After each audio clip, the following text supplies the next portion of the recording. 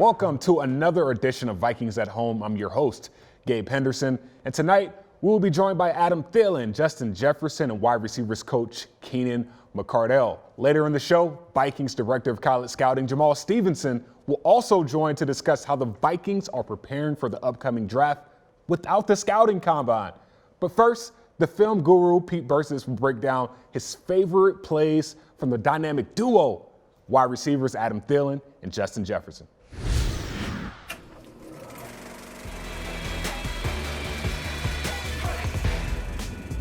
Thank you, Gabe. The 2020 season gave birth to one of the best wide receiving duos in the NFL in Adam Thielen and Justin Jefferson.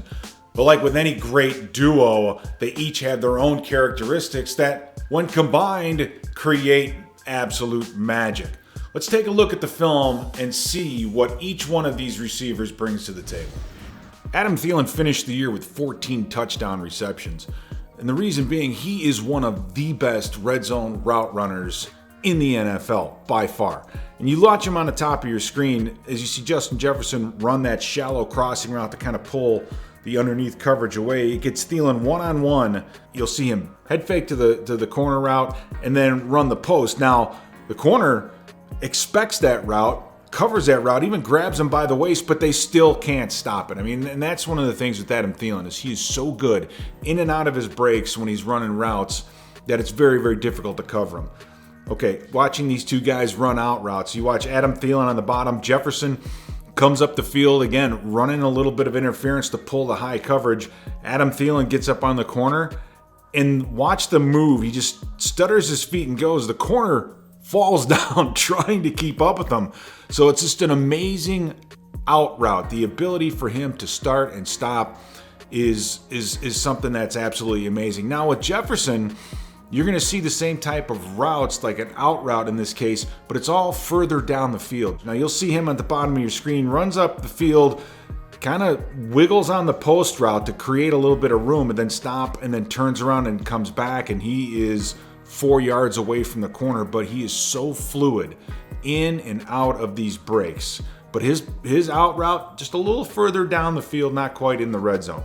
This, again, one of my favorite routes of all time. You see Adam Thielen shortening his route, coming underneath. Right before the ball snap, you'll actually see the corner from Dallas point to the safety to say, hey, he's going to run the post. You're my help. I got him on the outside. You got him on the post route. And Adam Thielen comes up the field, plants and turns, and just completely turns this corner around. He's trying to take away the outside, and still Adam Thielen, despite that, is able to plant his foot, get outside, and create one-on-one. It's just amazing, the speed and the precision with his routes in the red zone. Now, with JJ, you'll see all of the Tennessee Titans are rolled up. They're all pressed, and now you have a deep middle safety. So Kirk Cousins says, hey, I'm going to look off this safety for a second, and I'm going to throw this fade on the outside to Justin Jefferson. Now this shows you, number one, his speed and his ability to get off the line of scrimmage. This corner tries to jam him. He's rolled up. He can't get it done. And once Jefferson gets out in the open, you're not going to be able to catch up with him. He has that kind of breakaway speed, but he also has the height and the catch radius. Another example of Adam Thielen in the red zone. He's on the top of your screen, one-on-one with Shaquille Griffith. This is one of my favorite Adam Thielen plays of the year. At the snap of the ball, he is going to run a slant, or looks like he's going to run a slant. You'll see Shaquille Griffith's on top of him, squeezing him. You got the linebacker underneath. Adam Thielen just turns and stops and comes out of that break so quickly that Griffith almost breaks both of his ankles. I mean, he is on the ground even after this play is over. Now, against the Houston Texans, corners rolled up, man-to-man, but Justin Jefferson has all that real estate from him to the outside. There's probably 25 yards of real estate for him to work with. Comes up the field. Right before he gets in his break, you'll see that the safety in the middle of the field has his shoulders turned. He's looking at the bottom of the field, maybe toward Adam Thielen. And Jefferson can just roll right out of that thing, and Cousins throws the ball right on the money. So it's that fluidity out of those breaks, especially those breaks that are deeper and down the field. Today, we have a wide receiver roundtable with some playmakers. I'm talking about Adam Thielen, Offensive Rookie of the Year snub, Justin Jefferson, and new wide receivers head coach Keenan McCardell.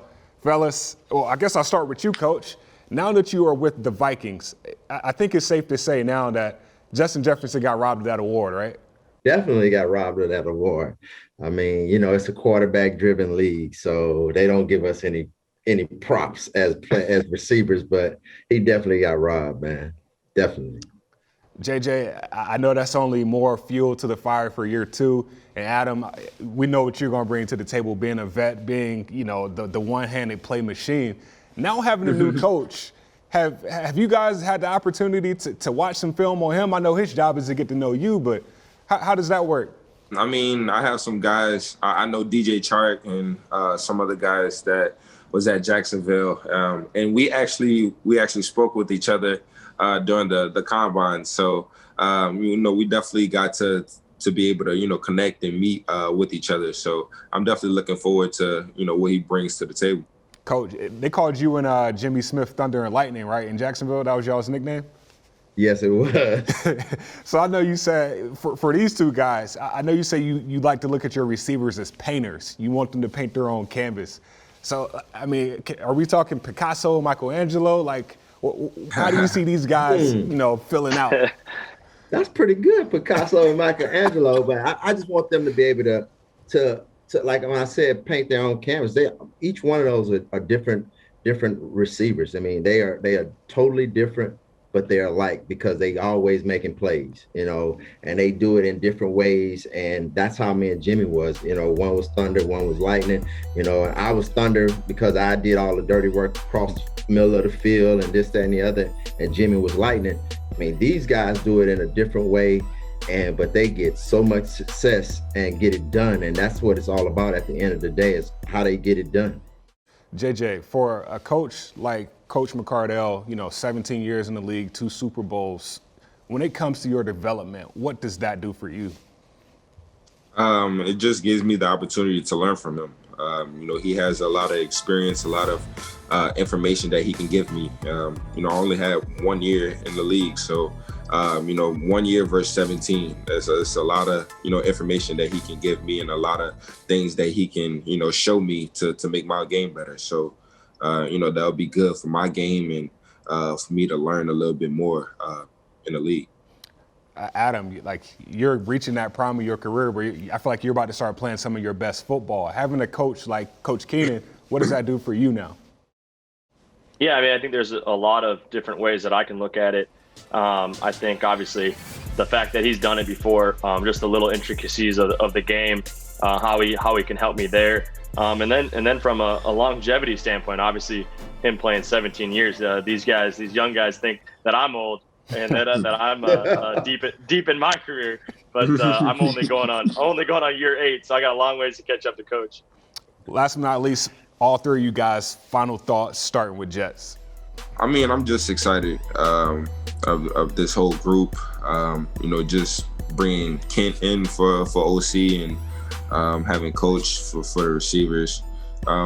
I'm just excited. I think we have a lot of potential as an organization, as a whole team. I just feel like we just need to, just fill in those little spaces that we need to correct. And we just need to start off strong. I just feel like everybody just need to play with confidence and just go out there and just have fun. I just enjoy the game. I enjoy going out there and just playing with Adam and playing with Dalvin. That just brings me excitement, brings me joy to my game, and that's just how I perform. And I just feel like if everybody bring that energy, this team gonna be nice. AT? Yeah, I think Justin hit it on the head. I think we know what our potential of this team is.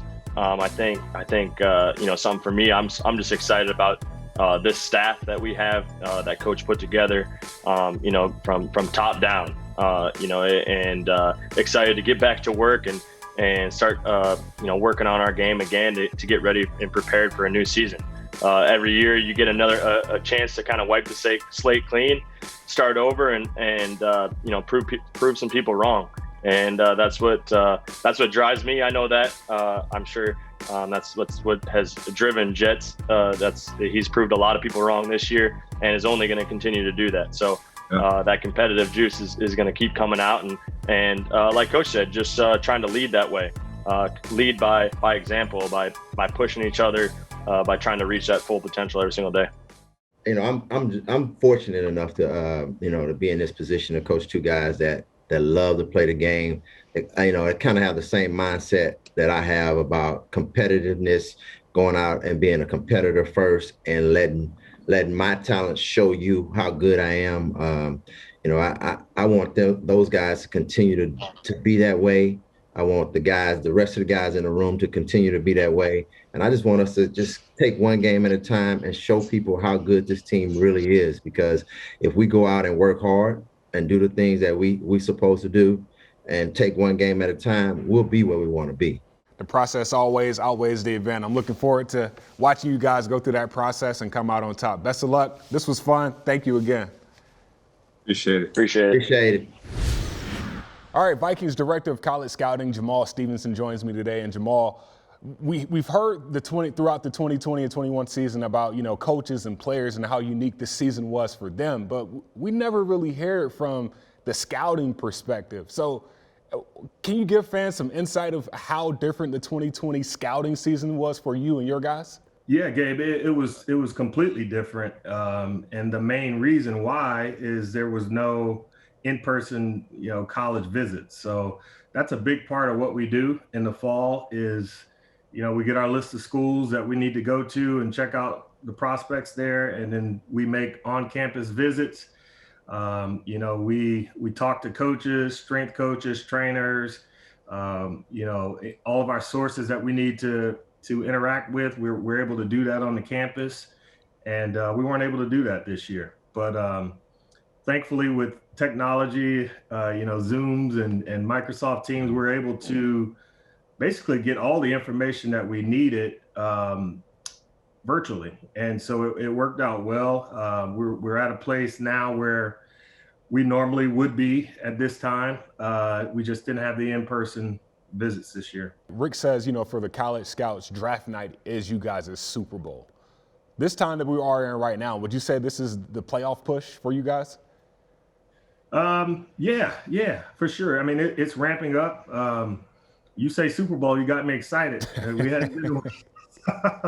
But yeah, the draft definitely is that time for us where, all of the hard work that we put in starting, back in the summer, all the college visits or the tape that we've scoured through and, all of the sources that we've talked to, the games that we've been to.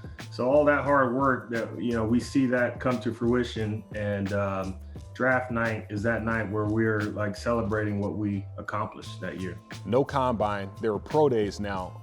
That process of, trying to, put a player with a face, with a name, what he does on the field, how do you guys figure all that out right now?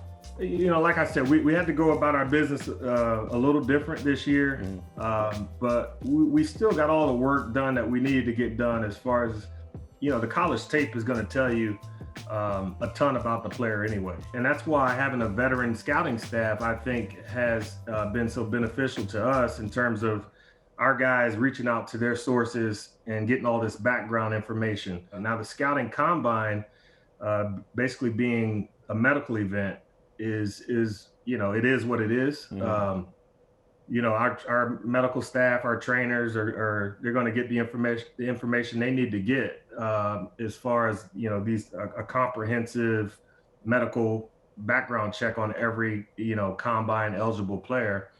But for us, we're not gonna be able to see the players work out at the combine, but we'll have pro days. Which is just as beneficial. You'll get to see guys work out, so it's different, but I think we're going to come to the same result in the end.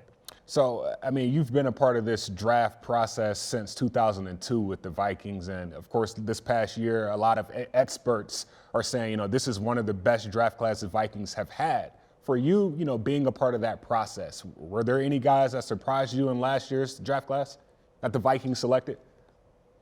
Yeah, I'd say, as good as we thought Justin Jefferson was, he still exceeded expectations with the phenomenal year he had, breaking the rookie receiving record. we all thought he was a really good player. Obviously, that's why we took him, and we're so excited that he fell to us. But, he even exceeded our expectations, I think. Well, Jamaal, I'm looking forward to it. I know Vikings fans are looking forward to it also. This is the time that you guys shine, and we're looking forward to seeing these guys play on the field and looking forward to the new future Vikings to be. Thank you for your time today. Thank you for having me.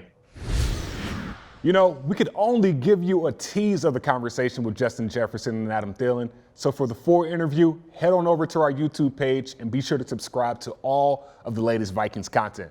The next episode of Vikings at Home will air on March 11th, featuring QB1, Mr. Kirk Cousins. In the meantime, enjoy the warm weather and Skol.